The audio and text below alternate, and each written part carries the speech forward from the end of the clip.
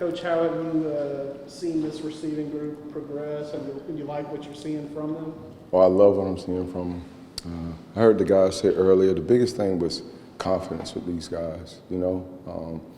And I'm thankful that we're at a Christian school, and so I'm able to pray before every meeting, and I want to give God all the glory because that's what it is, you know. Yeah, they talk about confidence, but the big thing is just having faith and knowing who you are. So it's showing out there when those guys play, and the offense is changing, but changing in a great way. A player knocking you over today, is that like a good thing out of him, or are you a little hurt from that? I have to ask. These are the tough questions we have to ask. Can we cut that one?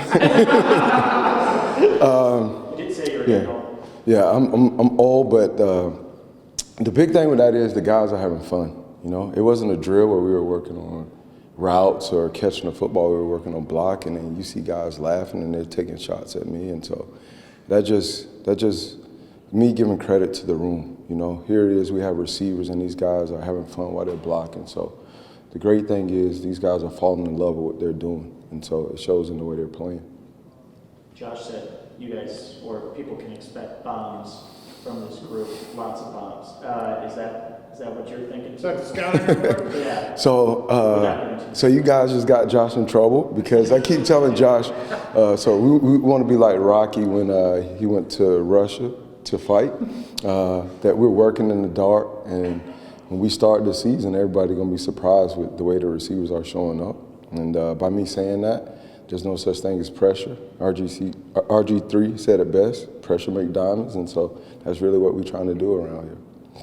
One of the players talked about blocking. How big, I mean, a lot of times that's not a thing receivers love to do, but how big is that for this offense? The receivers have to block. So that's a big part in my philosophy, and our philosophy. You know, I tell the guys all the time, toughness isn't going out and picking a fight with someone, you know. Toughness is what I'm doing is way more important than how I feel, you know. And so the fact that these guys are taking pride in blocking, that's them talking about how tough they are. Also, we take pride in being a strong receiver room as far as the brotherhood, you know. I made the guys, I didn't even make them really. So I told the guys, look, tomorrow I want each guy to get with someone and find out something about them that no one else knows and turn that in. I didn't even have to remind them. Like, I come in and all these papers on the desk and I'm like, I kind of forgot, you know? And so that just pushed the brotherhood even more. So, yeah, talking about it now, I can't wait for this season. Were you watching Remember the Titans? That's what the I'm night before? Did you watch Remember the Titans the night before? No, so these guys like to ask a lot of questions before the meeting, and I don't know if it's to stall the meeting or what, but they ask a lot of questions about my playing days or whatever, and I tell them all the time, like, yes, I was on the national championship and the Super Bowl team, but that national championship team didn't have a bunch of talented guys when we won. Like, we were just the closest team in the country, and I'll debate with anyone until I'm blue in the face, you know? It shows. I mean, we won 41-14.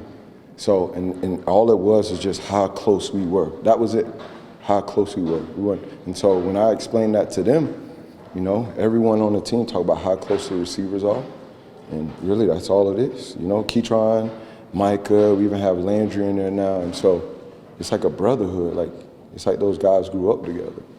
Monterey kind of had a bit of injury bug last year, and now he's saying that he's done a lot of things to make his hamstrings stronger, and he's feeling good. I guess just what are you seeing from him? So the big thing with that, and he's gonna get upset with me saying it, but finally listening to Coach Baker, you know, you can't tell by my stomach, but I used to be a skinny guy, and I battled injuries, and it was because I didn't like to eat, or I didn't take care of my body. So what I tell Monterey is, you take care of your body will take care of you. And so I'm not going to elaborate on that, but he know what I mean when I tell him that. And so he's been taking care of his body, he's getting smoothies, getting in the cold tub, just doing everything he's supposed to. And he's gained, I want to say, 10 pounds already.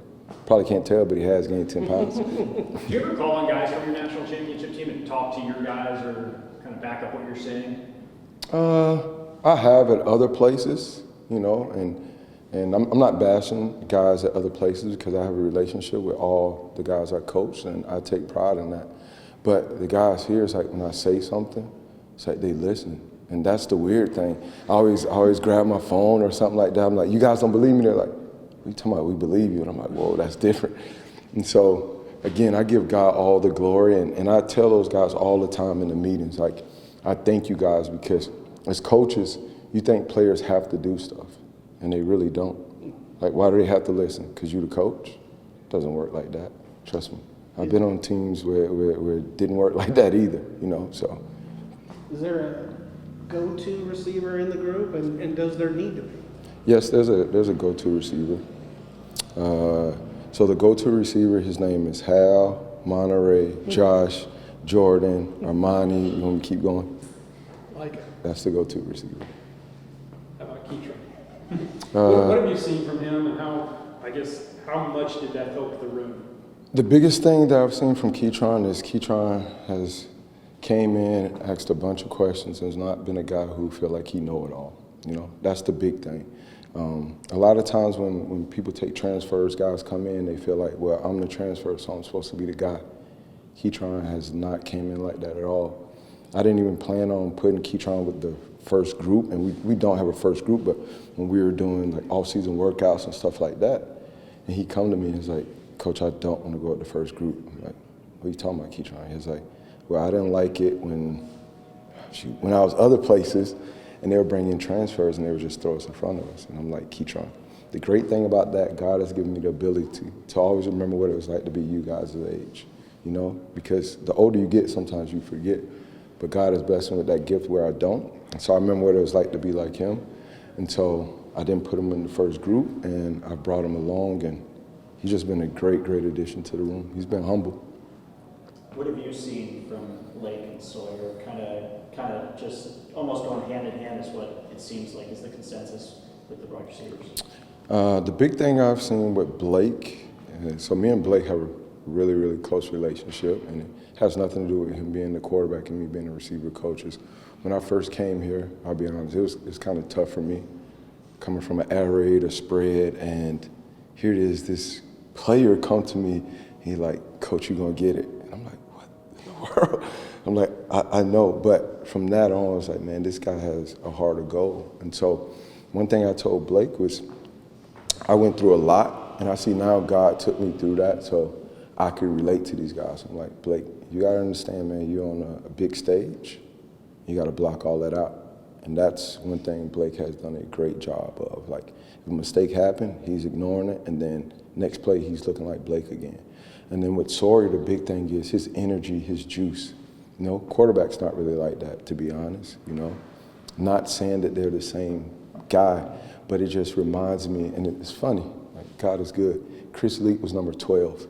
Blake is kind of similar to Chris, and then here comes Sawyer, like Tebow. And it's like, who is this new guy with all this energy and stuff like that? But it worked out, so I hope that our season end up the same way, to be honest.